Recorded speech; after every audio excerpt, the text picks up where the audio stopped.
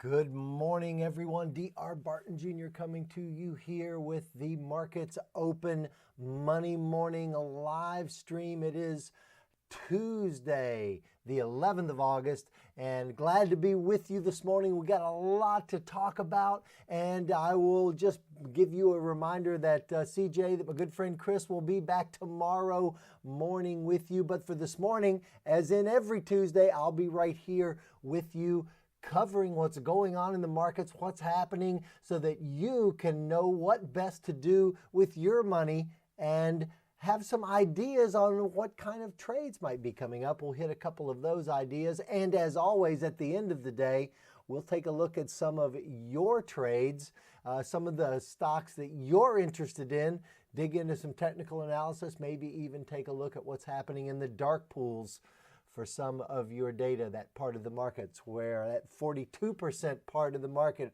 42% of the volume goes off exchange in those dark pools. We'll talk a little bit about that when we get there. Good morning, everybody. See people coming in. Yep, got some folks coming in. Flo, Sam, Naveed.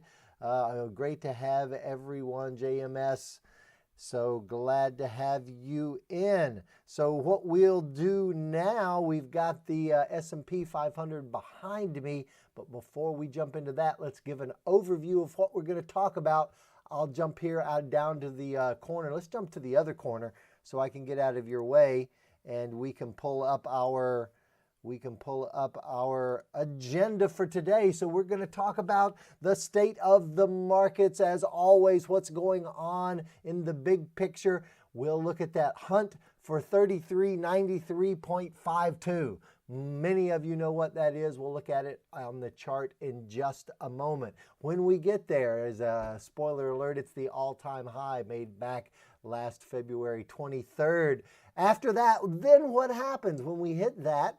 And that's what we're stretching for. And within it's closer than a stone's throw now. It's just a good spit away. That and the markets are moving up again this morning, pre-market, trying to get up to that number. We'll talk about some possibilities and probabilities for when we hit that number. Still the narrative, the China COVID versus stimulus and fear of missing out. We'll talk about that a little bit in some of the news items. And then some news you can use. We'll take just a really quick look at what's happening in COVID, because it still remains important to the markets.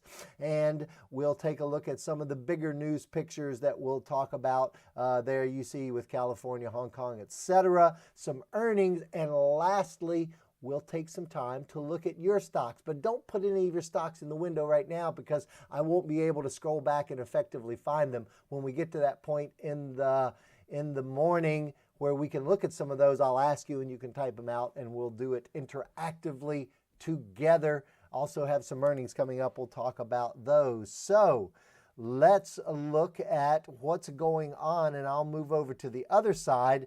There we go. Let me scooch over here so I won't be on the hard right edge and getting in your way of what's happening in the chart, just in case we get any data in that bottom right corner on any stocks that we look at.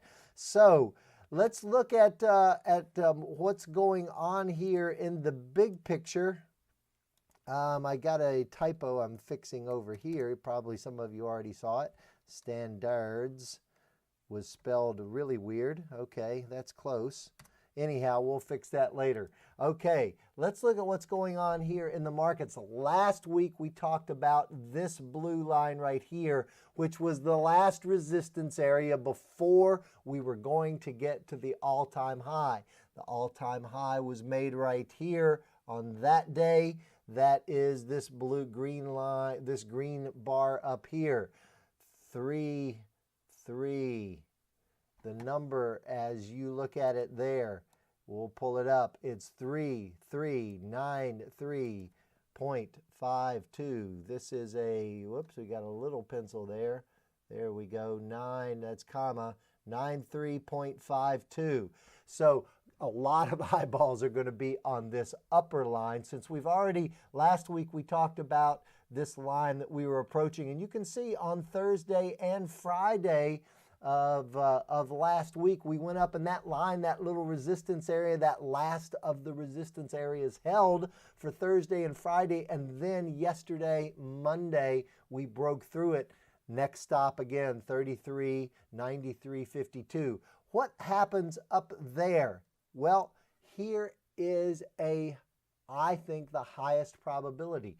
We should get some stuttering up there. We should get not only some stuttering when we get there, but maybe even a pullback. We should maybe finally get some profit taking when we get there. Now, that doesn't mean we can't peek through it just a little bit, and actually a close above that level, and even a fairly strong close about that level for one day would be a nice little bull trap for everybody to pile in, and then we could see some profit taking. And I think that what we'll see there is nothing more than technical profit taking.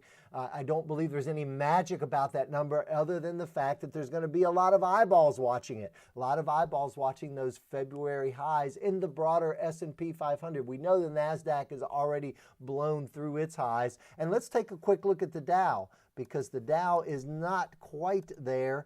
Let's take a look at dollar INDU, the Dow. You see the Dow is much further away. I'm going to give us a horizontal line up there like we have in the other charts. There we go. So that gets us that number right about there. Looks like it's right at the high, intraday high of 29,568.57. So 29,568, and we're still at 27.7. So still a good ways to go from the Dow, but on the S&P, a more broadly watched index, especially among traders, is the one that we're keeping our eyeballs close on because so many eyeballs will be on it. What I think one of the big possibilities could be a double top. Maybe we'll go up, maybe we'll hit this thing a couple times and have a little pullback, a little correction. Maybe we'll meander around up in that upper box. Things are so strong, so much stimulus in the market. It wouldn't be a surprise to see a blow through. I just believe that we'll get some resistance there and not an immediate blow through. I don't believe we'll get a double top that's going to take it like that. I don't believe that's going to happen. I don't believe we're going to get a big drop just because we hit the all-time high and then a pullback absent some extraordinary outside news. But I would look for a stutter step there as we move up in a small pullback. So that's what we're looking at for the probabilities of what happens when the market gets there, and it's almost certainly going to get there. That's one of those ivory soap probabilities, 99.66% chance that we'll get up there. And what we're going to continue to see, and we'll talk a little bit about it in the news, and we have to remind ourselves that this is what's going on.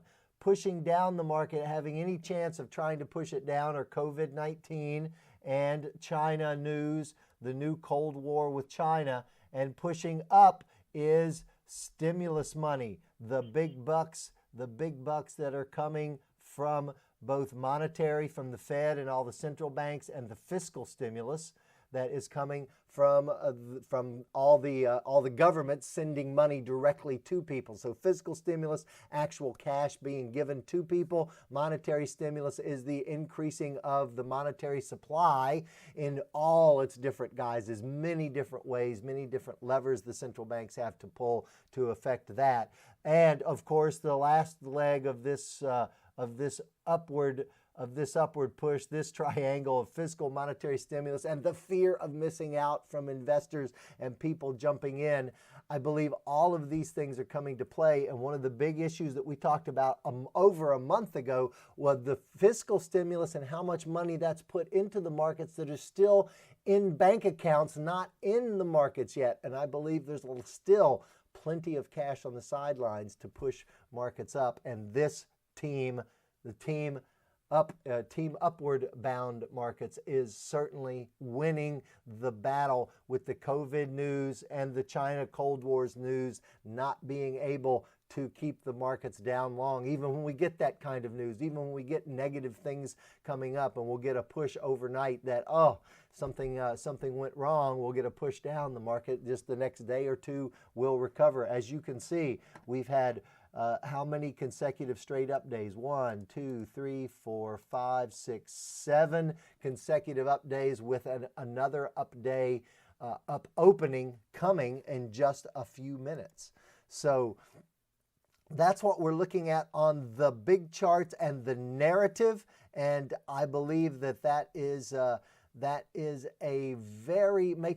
a very interesting coming week or two as we approach those all-time highs. So let me go over and take a quick look, take a breath now that we've got going. Looks like we have some things. Things pushing. Sound is very low. We corrected sound last week. If you're having significant trouble hearing me, we've upgraded that. Anybody else having trouble hearing on the?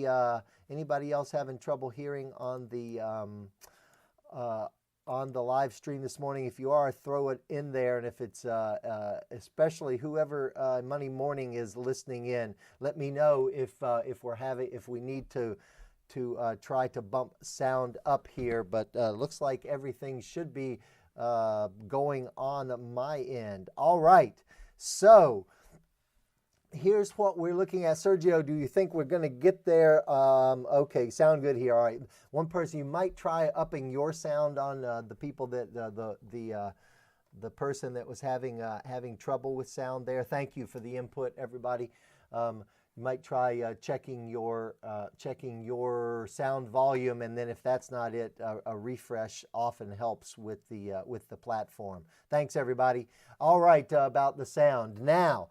Let's look at the next thing. Let's take just a very quick look at what's happening with the numbers, because I think it's very useful what we're seeing, and I think one of them is exceptionally important. Let me get rid of this. Here's the New York Times data. I like the data here, the way they present it for this reason. They have a 7-day moving average, which seems to be good.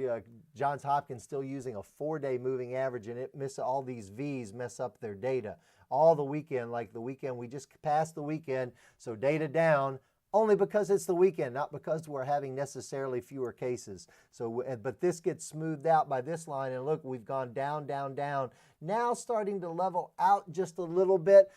It's still way too high a level. Obviously, if we look at the numbers that we're getting here, we got 60,000 people on August 7th, so just before the weekend, then 50,000, 48,000. But I think the more important thing that's going on right now, if we look at our COVID cases, what's happening in that influence on markets is down here in what's happening with new reported deaths in the U.S. Because if you look as the market spiked here and kept high up above the 30,000 range here before, deaths spiked and stayed up there for a long time before pulling back.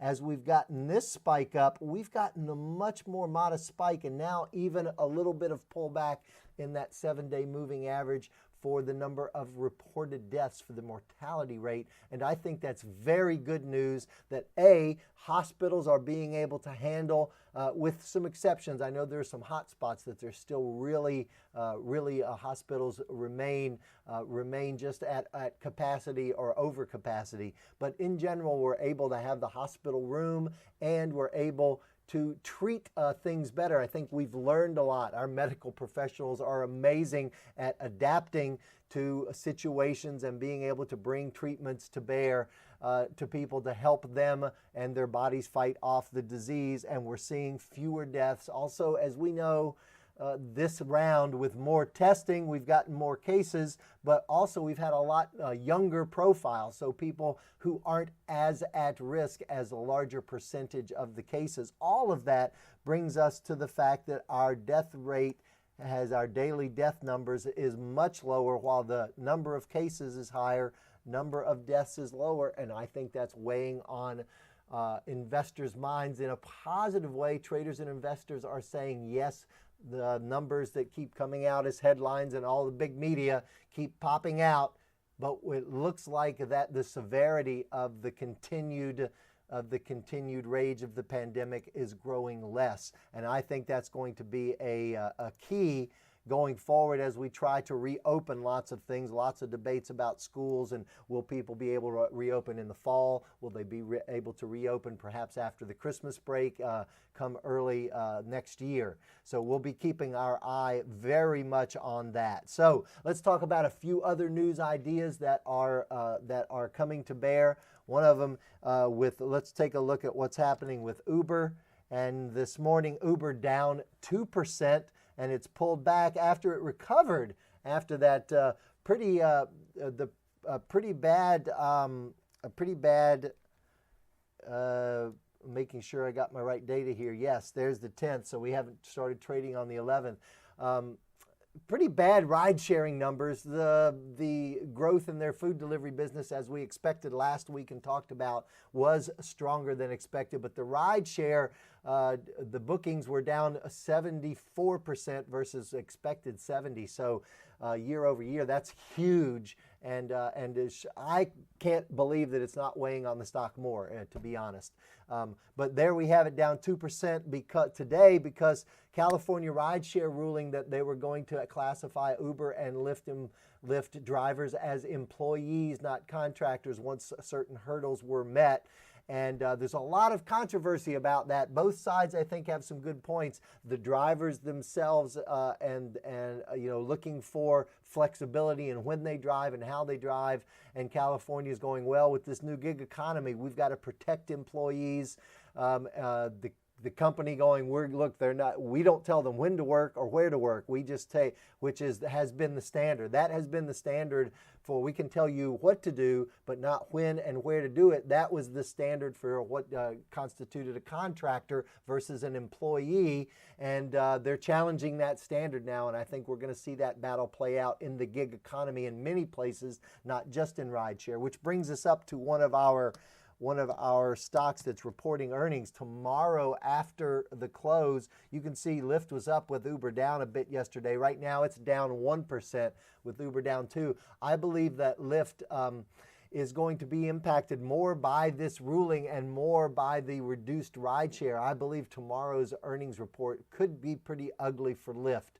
That's one of those earnings that we're going to see coming out tomorrow. But that's an earnings news mixture there. So I believe that California ruling, they're giving them a 10-day period to respond, Uber and Lyft to respond there in California. Okay, China overnight, lots more news. Here are some things that happened there. The U.S. has issued an order that anything made in Hong Kong cannot be labeled made in Hong Kong anymore, that Hong Kong is now, because of the new securities law that has been enacted in basically the Chinese Communist Party, breaking their contract with Britain when they said they would allow Hong Kong to remain independent for 50 years. They're going, nope, we forget about that. We're not going to honor that. We're taking them under full fold of law. The arrest of a journalist yesterday was just another break in any sort of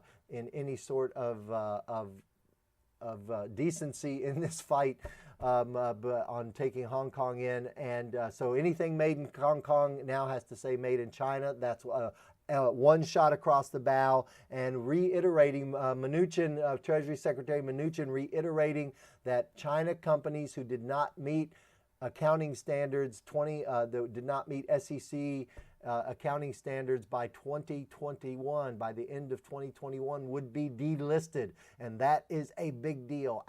Restricting access to capital is a big deal in this battle. And this tit for tat is going to continue to go on. And I believe we'll see some things. We'll see some headlines that will move markets. Can they keep them down?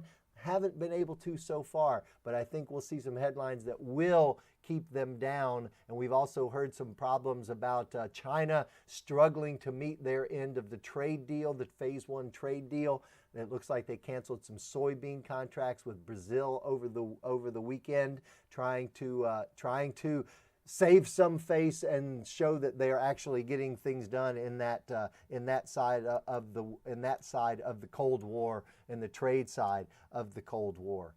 So that's sort of most of the significant news overnight. Of course, somebody else mentioned, I think already in the chat room, that Russia has approved a vaccine for use overnight. Some people believe that might be what's giving the market its lift. Let's look at SPYs, and we'll look at let's look at short-term data overnight, and we'll see where we are here. If we can pull up 24-hour data, you can see that right now the S&P is trading up 46.46, about 0.5% overnight. The Qs up. Let's see here. Got to get a different. There we go. The Qs are up or down 0.43 overnight. We'll talk about that in just a second. The Russell is up 1%, and the DIA is up over 1%. So the diamonds and the Russell are leading. Let's talk about this for a second, because it's important, because here is sort of the pecking order of the four major indexes. The Dow, the DIAE, represented by the Diamond ETF, the DIA ETF, is the most conservative, lower growth, generally, 30 blue chip companies. Above that is the S&P 500, the SPY, which is a broader basket, but still of the largest cap stocks. Above that is the NASDAQ. So the tech-heavy NASDAQ is a higher growth, more risk-on asset. And finally, we get IWM, which is the most risk-on, the small caps. That's the most risk-on, the highest growth area, the stocks that should go up the most when the market's heading up and should fall the hardest when there's uncertainty and the market's heading down. What we're seeing this morning is not this order. So what we've got is the SPY in the middle. We have the Qs fourth. They're the worst. They're actually negative this morning. IWM is leading the way by just a touch. Diamond second, and Spider's third. Everything's kind of topsy-turvy here, and there's a rotation happen that we've seen before just 2 weeks ago, where people are rotating out of megatechs, out of those megatech stocks, and into, quote, value. Now, here's the weird thing. Some small caps are qualifying as value because they have been lagging. The small caps have been lagging the broader market, and we'll see that when we look at, here is the small cap index right here, IWM. Let's look at it on the daily chart, and we'll see that well below the all-time highs that it made back in actually January. It didn't get quite up to the all-time highs in February. It has been lagging the markets and the other broader indexes all the way in the recovery here. So value stocks, the Dow blue chips that we saw already have been lagging. IWM have been lagging this morning as well. So all of those things telling us that the market is taking this little, and I believe it's a short-term rotation out of megatech, rotation into more value names, including industrials and other material stocks. Those things are starting to pick up some of the names that we've been looking and grabbing in the dark edge trading room. So because of this rotation. So let's take a look at a couple of other earnings reports coming out this week. That was on our agenda. We have Cisco. You see they've been kind of flat sideways. Cisco, just a cash cow now. I called them in the Straight Up Profits yesterday, the plumbers of the internet. They make routers, switches, all kinds of things that make the internet go. It'll be interesting to see if in their report what they say about Q2.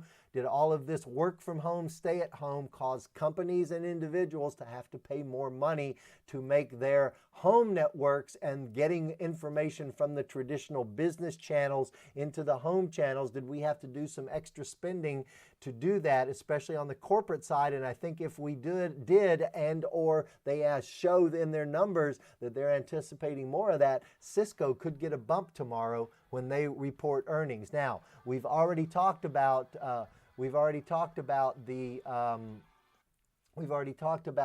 who also reports tomorrow after the close. So we'll keep an eye on them. One more coming up on Thursday is Applied Materials. Now, Applied Materials is one of the equipment makers. They're semiconductor equipment makers. So get them after what we've seen with Intel recently. Will they give some different flavor on the broader spectrum of the broader health of the semiconductor industry going into the end of the year, which I believe is going to continue to be strong and maybe even picking up? So that will be another important earnings to watch as we head into the end of the week. They will be reporting Thursday after the market. Okay, I'm going to take a breath.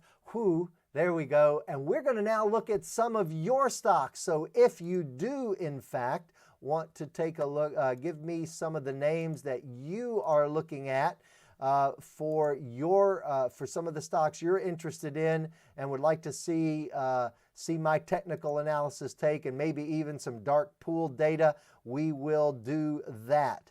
So lots of talking going on here. All right. Let's see. There's gold, buy the dip in gold. And we were going to talk about gold and silver. Let me throw that up real quickly. Gold pulled back a little bit yesterday and is down big this morning. Silver down even bigger this morning. It outperformed yesterday. I was hoping that silver was going to give us a chance before taking a big 2-point drop right now. Let's look at silver. Let's put it on a 30-minute chart.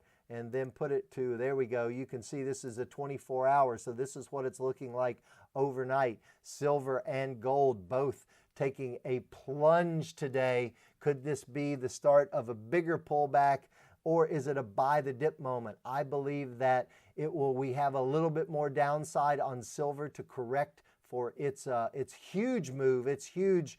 Let's see how far back we go here. This huge parabolic move that we got in silver, and we actually got two of them back to back. If we go back even further there, you can see what kind of parabolic move we've gotten in silver here, moving up here. Then it went flat for a couple days, and another parabolic move here. I think we're just seeing the retracement of some of that. We might retrace a little bit more of that, but I believe that for long-term holdings, this is going to be a buy the dip moment for both gold and silver. I think in the shorter term, there might be some money to be made on the short side.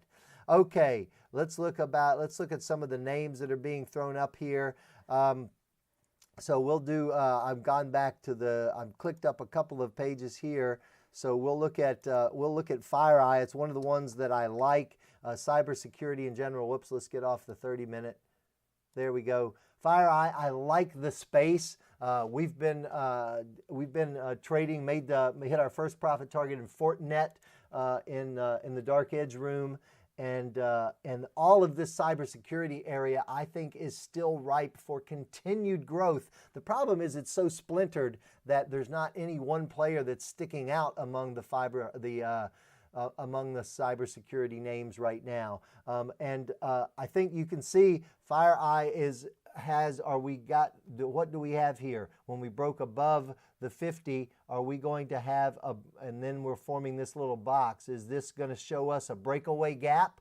Or if we get a close below here, we could be seeing a little island, intermediate island top. I'm favoring breakaway gap here. We got to break above and have a close or two above 16, and then I think FireEye is going to be golden up to 18 without even looking back. So that is a strong candidate in a field that I like, and I think it's going to continue with work at home, work from home stuff. We're going to have to be doing a lot more cybersecurity, a lot of things that companies are having to deal with their cybersecurity.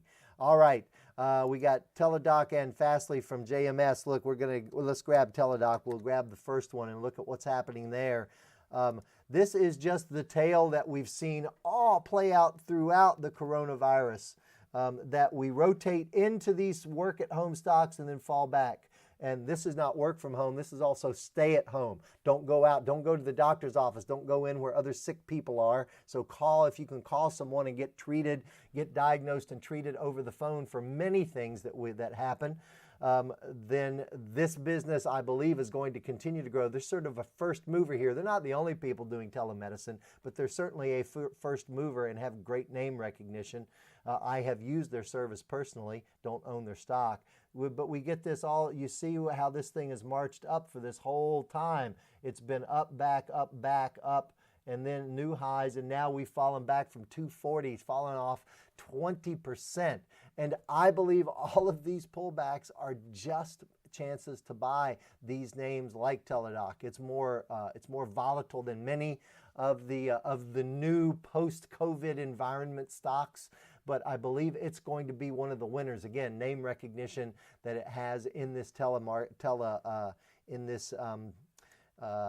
telemedicine space. Now, I'm not going to show you any dark edge data on that one because I already know they don't have a lot of institutional movement going on. So the dark pool data is not very significant. I'm trying to catch up with some of these. Some people looking lots with Apple, Amazon, VIX. That's a whole bunch. Let's look at Apple, and then we'll grab some of these other ones. You look at Apple, and at the top of the page, it's down 1% coming in right now. Remember, I said let's zip through all of these. Let's put them up actually on a 30-minute, so we can, or 60-minute, so we get a longer-term perspective here. Apple selling off just a little bit this morning, as is all of Megatech. Amazon's down the same, about 0.89. Let's check a look at Microsoft. They're down 0.7%. And Facebook, it is down 1%. So from 0.7 to 1%, all the big megatech stocks down just a little bit this morning with the market up, and it's just that rotation. I mean, you look at this, Facebook up at, we got to 280, what's the high there? Show me 278. I mean, 278 when it was just, 230 just days ago. This has just exploded, and money keeps pouring into megatechs. For us to have little pullbacks like this, little quick money take, little quick grabs of the of profits, profit taking is going to be certainly a norm for this. Let's look at, see if we can pull up an options alert window. Let's look at some dark pool data for Apple from yesterday. Let's look at what happened in the there's 1.4 million shares of Apple that went off at the close. Apple's going to have just huge numbers. It had 5 trades bigger than 25,000 for a $400 stock, so just a huge amount. Some extended hours trading, some 2 extended hours trades. So there is still some money coming into Apple, despite the fact that it's having this little pullback. I don't think there's much. Information there to give any concern at all. If we look at the big options activity yesterday, you can see the top 2 trades worth. Top 2 trades with lots of share impact up there. You can see that one, those were both opening trades, 2 greens, 2 reds right after that, another green. So it looks like 4 of the top 6 trades were positive on Apple yesterday, of the big, large block trades and options as well. So let's get back to some of your other quick thoughts here, and we'll fit as many as we can in the next few minutes. There we go. All right. Let's see what else we have out. Zachary, if you give me 8 names, I can only take one of them. Lots of people throwing in, things here. So we've got folks, GDEL. I think you've got a bad symbol there, RJXU. So let's go back to a daily. There we go. And let's look at LVGO. We got somebody looking at, there's another health stock. So here's one that's a little bit different. Let's take a look at what's going on here. This looks like that parabolic move that we talked about that silver took. It's coming back here. My thought process always on these parabolic moves is just make sure you've gone up to 150. If somebody's been holding this since the 20s or 30s, good on you. God bless you and Godspeed. But make sure that you don't give all that back. Make sure you don't let it come all the way back down the other side of the Eiffel Tower and level off at 60 and think about what might have been. Find your spot to take profits, and then always remember you can re-enter even if it's at a little bit higher level. I believe I would have much more much more remorse if I held on and I say, okay, look, if it got below 105, I really need to get out of this thing. And if it did that and then turned around and went back to 120 and I bought it again, versus holding it from 150 all the way down to 655, I would have a lot more trouble with holding it all the way down the other side of the Eiffel Tower. So that is how I approach those kinds of stocks that have really had those monstrous parabolic moves. Okay, let's see what else we got out there. Well, Boeing, all right, we'll do Boeing real quickly. Let's look at Boeing, and it has been struggling now. It's interesting that on the news that SpaceX received a multi-billion-dollar program to compete with the Boeing Lockheed Martin consortium. They have a group that works together that launches satellites for the U.S. government. And they went up to yesterday, had a strong day. They're having a strong opening this morning. But again, I think Boeing's pain is a bit long-term. So as long as the airlines are struggling and they're not going to be buying up a lot of new planes, I think that's the main portion of Boeing's revenue for sure, no doubt about it. So I think they're going to continue to struggle. I think if you have a really, really long-term perspective on some money you want to put together for the long term, you can look at buying this on any pullback like we just had, and this isn't too bad here even, but buying it anywhere in the lower band, in the lower range here of what we're looking at in this channel. I believe you buy it anywhere in there, or even buy part here and then be mega conservative and see if you can get some more if it gets another pullback on negative travel news coming into the between now and the end of the year, and then just close your eyes and hold it for 5 years. Boeing is not going to fail. The U.S. government, they are not just too big to fail, they're too strategic to fail. So they're not going anywhere. It's just how soon will it be before they can recover. I think that is the whole of the Boeing. That is the whole of the Boeing story. Okay, let's see what else we've got out there. We'll take a couple more, and we're getting closer to that. We're getting close to that opening bell. All right, Naveed, what is the resistance short term? Yeah, it's pretty clear. It's right below 200. If you look at this and you look back on the chart and let's see, let's just draw a horizontal here let's draw a quick horizontal. If we look at it, you can see that there's a congestion area right there that hits a bunch of points. So we got this daily daily retrace here, a retrace here, stop here and go, came back and hesitated, couldn't get through, got through for a short period of time, and now bang, bang, bang up against that level. So I think that's the reaction area and therefore a resistance area. I would call it a fairly strong resistance area, not really strong, but it's a fairly strong. It's a B minus resistance area, but that's what you're looking at, about 190 there, Naveed. Yeah, that's James. That's a point. Strategically, they do a lot of other things in addition to making airplanes, commercial airplanes, but that's also a strategic issue, just the commercial airplanes by themselves, if they didn't do the other defense stuff. So, let's see. Yeah, I think we've talked about Tesla's first name. We've talked many times about Nikola, and we talked about it in one of my afternoon sessions back when I was doing those, when this was another parabolic. Be sure you have a get out point, and if you had your get out point up somewhere in this morass, you would be much happier than trying to hang on to it here at 44. It's down 1.5% today, 43, trading pre-market. So this is one we can't look at the dark pool data. There's not enough institutional involvement in it right now. Even though the numbers are up pretty good in terms of volume on this stock. It's a big day trader favorite. It's certainly a Robinhood trader favorite.